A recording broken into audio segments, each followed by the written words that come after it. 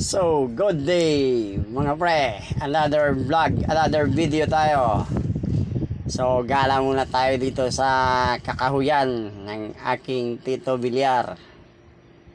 Ito nga pala yung nag-viral na project ni Tito Villar nang dahil sa mga punong pinutol, natigil. Maganda talaga tingnan pag maraming punong kahoy. Lipat naman tayo dito sa aming project. Last December nang simulan ito. Ito na po ang ating update. Pang 5th floor na po yan.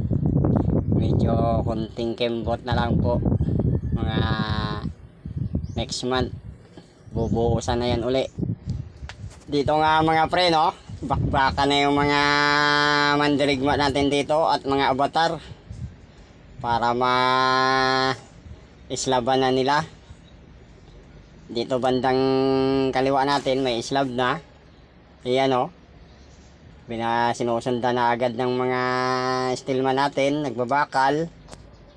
Tapos dun sa kabilang side naman, yon. Tapos ng buhusan. So ito na yung target nila ngayon.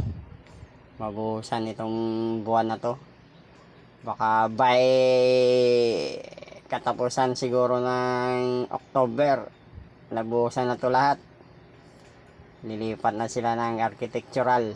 So maraming salamat mga pre. Ang una nating video ay umabot ng 1.8k ang last kong update.